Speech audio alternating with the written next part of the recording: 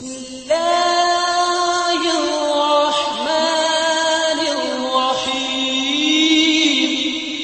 वालेकुम दोस्तों, आज हम वालिदैन की अज़मत के बारे में जानेंगे। तो आइए मुफ्ती हम्माद साहब की ज़बानी सुनते हैं। हम चारपाई पे बैठे हों, बड़े बूढ़े आ जाएं, कोई फर्क ही नहीं पड़ता, बस मोबाइल में उंगली रहती है। बाप भी अगर आवाज दे रहा है, बेटे पानी ला दे, कि बस अभी 2 मिनट रुक जाइए, वो 2 मिनट में 10 मिनट खींच देता है। हमारे अखलाक ऐसे हो गए कि हमारे माँ बाप हमें आवाज देते रहते और हम सुनने को तैयार नहीं। जरा सोचा करो, अगर माँ आवाज दे तो एक बार कब्र के बारे में सोच लिया करो। अगर बाप आवाज दे तो सोचा करो, ये मोबाइल बख्शिश का जरिया बनेगा या बाप बख्शिश का जरिया बनेगा। गौर किया करो इन बातों पर। माँ बाप आवाजें देते रहते हैं, हम मोबाइलों में वक्त गुजारते रहते हैं। कितने घरों की कहानी बड़ी अजीब है। इतनी अजीब कहानी है कि रात को आए, हमें इन मोबाइलों ने इतना बेगाना बना दिया। कल जब ये मोबाइल नहीं थे तो हम लोग जब घर में आते थे तो 4 बीच में जब बैठा करते थे, एक जगह पे 4 लोग। अगर एक भाई मुरादाबाद से आया, दूसरा संभल से आया, गुंदरकी से आया, अलग अलग ठिकानों से आते थे और हम बैठा करते थे, एक दूसरे के हाल पूछते थे। बता आज तेरा दिन कैसा गुजरा, आज तेरी शाम कैसी गुजरी, आज तू फला जगह गया था, काम हुआ कि नहीं। ये माहौल था जब मोबाइल न थे। लेकिन आज देखिए, अगर हॉस्पिटल में खैरियत पूछने भी जा रहा है तो सलाम करके सर झुका के बैठ जाता, मोबाइल हाथ में, सामने मरीज पड़ा है, सामने मरीज पड़ा है, और सामने लेटे हुए बीमार से पूछने तक की फुर्सत नहीं, पता तुझ पे क्या गुजर रही है। हम तो मोबाइल भी लगे हैं। बूढ़े माँ बाप, बेटा घर से बाहर गया, परदेश गया या घर से बाहर गया सुबह से, माँ बाप को जवानों कुछ नहीं चाहिए, सिर्फ औलाद का प्यार चाहिए। ये बात ज़हन नशीन कर ले। माँ बाप को सिर्फ औलाद का प्यार चाहिए। वो नादान है जो ये कहते हैं ये हमारी दौलत के भूखे हैं। और खुदा की कसम, अगर इन्हें दौलत से प्यार होता ना तो अपनी कमाई से, अपनी औकात से ज्यादा कीमती तुझे कपड़े ना पहनाए होते। अगर इन्हें अपनी दौलत से प्यार होता तो तेरी मर्जी के मुताबिक तुझे खाना ना खिलाया होता। इन्हें औलाद से प्यार है, दौलत से प्यार नहीं है। अगर तजर्बा ना किया हो तो करके देख लेना। कभी परदेश से कमा करके आओ, बुरा मत मानना, जब घर के अंदर दाखिल होगे तो बहन की नजर भी जेब पे होगी, बीवी की नजर सूटकेस पे होगी, लेकिन माँ की नजर औलाद के चेहरे पे होती है। देख के कहती है मेरे लाल खाना खाया कि नहीं खाया, थक गया होगा लेट जा, मैंने तेरे लिए खाना बनाया है। अगर माँ को पता होता है कि मेरे बेटे को बिरयानी पसंद है, तेरे आने से पहले माँ खाना तैयार कर रही है। अगर माँ को पता है कि मेरे बेटे को कौरमा पसंद है तो तेरे आने से पहले कौरमा तैयार हो रहा है। तेरी मर्जी के मुताबिक माँ खाना तैयार कर रही है। मैं पूछना चाहता हूँ साहिब, ये माँ है क्या तेरे घर की बावर्चन तो नहीं है? ये माँ है तेरे घर की नौकरानी तो नहीं है? ये माँ है तेरे घर की खादमा तो नहीं है? ये माँ है कोई तेरे हुक्म के नीचे चलने वाली तेरी कोई मातहत तो नहीं है? अल्लाह अकबर, ये माँ का जिगर होता है। तू परदेश से चल के आया है, माँ पहचान गई मेरा बेटा भूखा है। तू परदेश से चल के आया है, माने का बेटे कमजोर हो गया है। बाप ने आके कहा बेटे तबीयत तो ठीक थी, कमजोर क्यों लग रहा है? ओ यार, ये वो है जिनको तेरी दौलत से मतलब नहीं होता है। ये वो है जिनको तुम्हारी कमाई से मतलब नहीं होता है। ये वो है जो तेरे सेहत से प्यार करते हैं, जो तेरी जिंदगी से प्यार करते हैं। ओ खुदा की कसम, ये तो तुझसे इतना प्यार करते हैं, अगर बुढ़ापे में कमर दर्द करती हो तो परवाह नहीं है, टांगे दर्द करती हो तो परवाह नहीं है, अगर रात की सन्नाटे में आधी रात को माँ की आंख खुल जाती है और हाथ उठाती है तो कभी ये नहीं कहती अल्लाह मुझे ताकत दे दे, कभी ये नहीं कहती मेरे कमर का दर्द खत्म कर दे। जब भी हाथ उठते हैं रो के कहती है परवरदिगार मेरी तो जैसी गुजरती है गुजर जाएगी। ए मेरे मालिक, मेरा बेटा परदेश गया है, मेरे बेटे को सलामत रखना, उसे खैरियत से रखना, उसे बीमारियों से बचा लेना। हाँ जवान, अगर तेरे दस्तरखान पर रिज़्क उतरता है तो खुदा की कसम तेरी मेहनत की वजह से नहीं, बल्कि जो रोजी उतरती है तेरे माँ बाप की दुआओं की वजह से उतरती है। वाह नारे तकबीर, नारे रिसालत, नारे गौसियत, मसलके आला हजरत, फैजाने आला हजरत मुफ्ती हम्माद कादरी साहिब किबला जिंदाबाद जिंदाबाद। सुभान अल्लाह सुभान अल्लाह माशाअल्लाह। मेहरबानी करो, माँ बाप की इज्जत करो। क्या हर घर की कहानी नहीं है? हमारा नंबर सोशल मीडिया पे है, क्या बताऊं, दिल रोता है। कितने फोन बूढ़े माँ बाप के आते हैं, मौलाना बहुत अच्छा बोलते हो, हमारे बेटे को भी समझा दो। क्या बात है, आज 8 दिन हो गए उसने रोटी को नहीं पूछा, 4 दिन हो गए हमें घर से निकाल दिया है।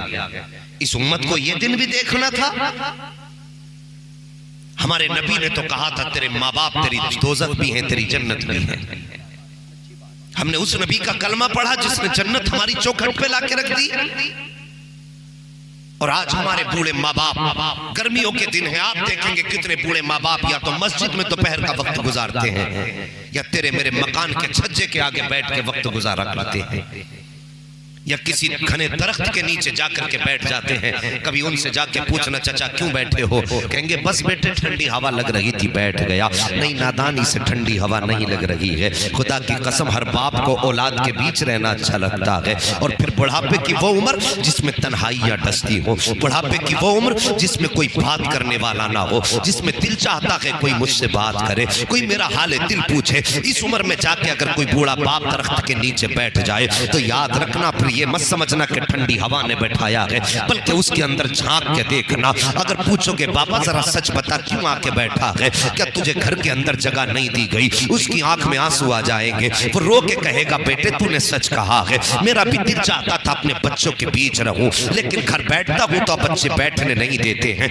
मेरा अपना बेटा कहता है घर में पड़े रहते हो, कभी बाहर निकल जाया करो। अब मेरी औलाद को मेरा घर में बैठना अच्छा नहीं लगता है। और लोगों जब बूढ़े माँ बाप अपना वक्त दोपहरी का दरख्तों के नीचे गुजारने लगे तो फिर पूछने की जरूरत नहीं है कयामत कब आएगी। समझ लो कयामत दरवाजे तक आ चुकी है। अगर बूढ़े माँ बाप किसी के मकान की दीवार के छाए में बैठ के वक्त गुजारने लगे तो पूछने की जरूरत नहीं है कयामत कितनी देर में आएगी। समझ लो कयामत सर पे आ चुकी है। मेहरबानी करना, अपने माँ बाप को दोपहरी में घर से मत निकलने देना। ओ यार ये तेरा वो बूढ़ा बाप है, जब तू बच्चा था तूने कहा था बाबा मुझे नए कपड़े चाहिए, इसकी औकात न थी तुझे नए कपड़े पहना देता, लेकिन जिस दिन तूने कहा था नए जूते चाहिए उसी दिन अपनी फैक्ट्री में गया था और जाने के बाद कहा था मालिक मुझे कुछ एक्स्ट्रा मजदूरी दे दी जाए। मालिक ने कहा था पैसे कैसे देगा, तब इसने कहा था ओवर टाइम ड्यूटी करूंगा, तेरा कर्जा चुका दूंगा, लेकिन आज मैं खाली हाथ घर नहीं जा सकता। मालिक ने पूछा था क्यों नहीं जाएगा, हर दिन तो जाता रहा है।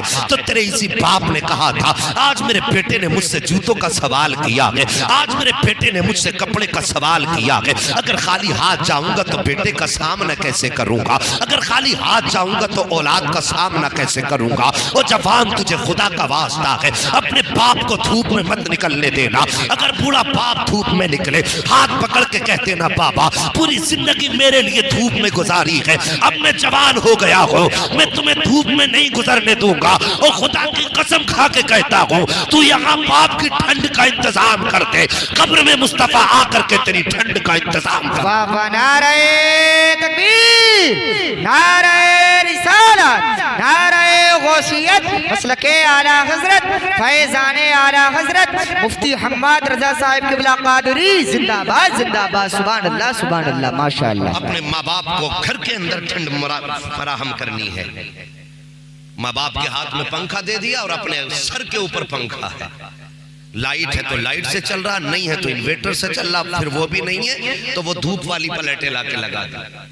और तुझे जवानी में इतनी हवा की जरूरत है, और फिर बूढ़े बाप से पूछ उसकी सांसें कैसी आ रही है, और वो तो सही से अपने तन का कपड़ा नहीं ढक सकता, उसे दिन भर तूने हाथ में पंखा दे के बैठा दिया। कभी उसके बारे में सोचा? आला हजरत इमाम अहमद रजा खान फाजिल बरेलवी अलैहि रहमत व रिजवान ने अल मलफूज शरीफ में एक वाक़या तहरीर फरमाया है। आप फरमाते हैं दो बाप बेटे तिजारत के लिए घर से निकले। पैदल का सफर था, लोग तिजारत के लिए पैदल जाया करते थे, सवारियों से, घोड़ों से। इस तरह लोग सफर पर तिजारत के लिए जाया करते थे, लंबे लंबे सफर होते थे। आज तो महीनों के सफर दिन में हो जाते हैं, दिन के सफर मिनटों में हो रहे हैं। इतनी सहूलतें हैं, उस वक्त इतनी नहीं थी। रास्ते में जाते जाते बाप की तबीयत खराब हो गई। तवज्जो है, नींद तो नहीं लग रही है, अल्लाह सलामत रखे सबको। तबीयत खराब हुई बाप की, रास्ते में बाप का इंतकाल हो गया। ऐसा तो था नहीं कि वापस घर लाएं। जो काफिला जा रहा था तिजारत वाला, उसने उस शख्स को, बाप को काफिले के साथ मिलकर वहीं पे दफन किया और आगे बढ़ गया। कुछ दिन के बाद उसी रास्ते से तिजारत के बाद वापस आ रहा था, सामने बाप की कब्र थी कुछ फासले पर। बाप की कब्र पे नजर पड़ी, दिल ने कहा चल फातिहा पढ़ ले, लेकिन अक्ल कहने लगी शाम का वक्त है, कहीं ऐसा ना हो कि दिल फातिहा के चक्कर में अंधेरा हो जाए। अगर अंधेरा हो गया तो यहाँ पे शेर, चीते, जंगली जानवर हैं, कहीं तुझे फाड़ न दे। जैसी अक्ल में इतना ख्याल आया, उसने बाप की कब्र से रुख फेरा और काफिले के साथ चलने लगा। आला हजरत फरमाते कुछ कदम चला था, अचानक कान में एक आवाज आई। उस आवाज का आना था कि बदन कांप गया, जिस्म का रोंगटा रोंगटा खड़ा हो गया। वो आवाज किसी शेर और चीते की न थी। आला हजरत फरमाते वो उसके मुर्दा बाप की आवाज थी। उसने कहा था मेरे लख्ते जिगर, मेरे नूरे नजर, तू अपने बाप की कब्र से यूं मुंह मोड़ के जा रहा है कि तुझे जान से इतना प्यार है कि अगर तू फातिहा पढ़ेगा तो तुझे जानवरों का डर लगता है। उसने कहा था ए मेरे बेटे, काश अगर मेरी जगह पे तू होता और तेरी जगह पे मैं होता। मेरे लख्ते जिगर, तूने सूरज को छुपता देखा, अपनी जान की हिफाजत के लिए तूने बाप की कब्र पे हाथ उठाना भी गवारा नहीं समझा। तो सुन, अगर मेरी जगह तू लेटा होता और तेरी जगह मैं